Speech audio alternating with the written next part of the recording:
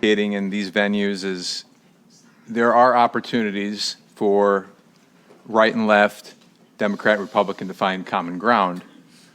And I believe here today is an opportunity to do that in a way that will make a difference for injured people, our legal system, medical providers. And so let me try to lay out how we see an opportunity for common ground. When it comes down to it, if you think about our life here in America, the idea that there is some type of remedy for a wrong is something I think you can embrace no matter what political party you embrace. When there is a wrong, there should be a remedy. And what we have here in the Uniform Trade Practices Act is a whole listing of wrongs that an insurance company can do to its policyholders. And as far as I know, no one's here testifying saying that the UTPA as it presently is written should be scaled back and say that any of the wrongs that are in the UTPA should be taken out. Because as a state, we've concluded that those wrongs shouldn't happen. But the problem is, and the reason why this bill makes so much sense, is that it injects the remedy for the people who are subject to that wrong. And that's the problem right now. That's the real head scratcher. How can any political leader here in Michigan say, yes, the UTPA should exist, yes, those wrongs should not be allowed, but people who are harmed by those wrongs shouldn't have a remedy? And so that's where we come in as a general point of common ground. But the exacerbating issue that I want to bring to your attention is that not only do people not have a remedy when these wrongful conducts are perpetrated upon them by insurance companies, the fact that there is no remedy for the person gives the incentive to the insurance company to not do what's right. And the way that works is that it's something that first starts with the recognition of the float, as Warren Buffett called it. If you don't know what the float is, let me explain it to you.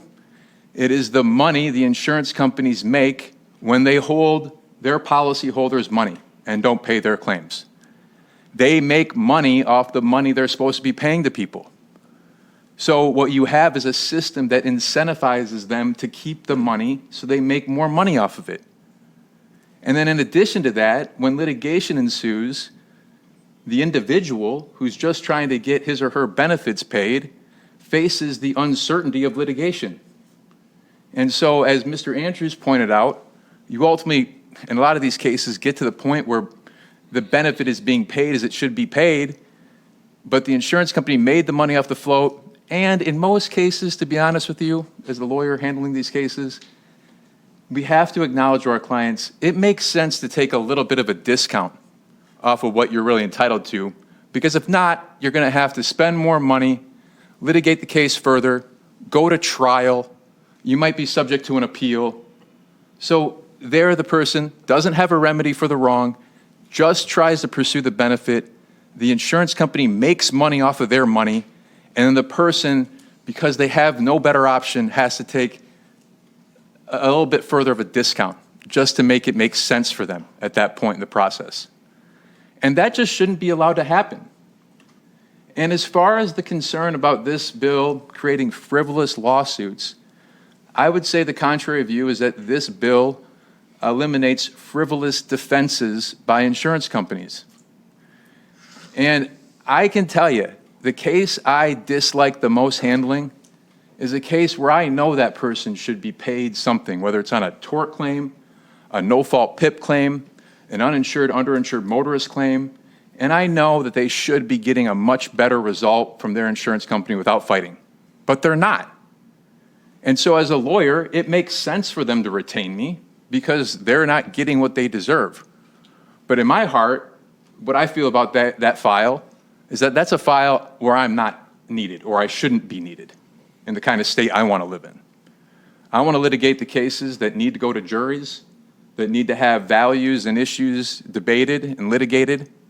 But taking in a case where we can earn a fee just to get the person what they're entitled to doesn't make it feel like we're making the world a better place. It just feels like we're the cleanup crew. And that's what a lot of these cases that are in our system are about.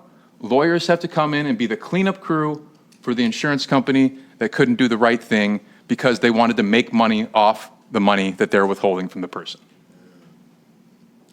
So I would like to think that my comments that I just went over there applies to all sectors of the groups that CPAN represents. Those issues affect the individuals that CPAN cares about. It affects their medical providers. The lawyers who are affiliated with CPAN want to do the good work that lawyers are supposed to do and not be the cleanup crew for an insurance industry that doesn't quite know how to do the right thing without being told to. So I'm glad to take any questions or concerns.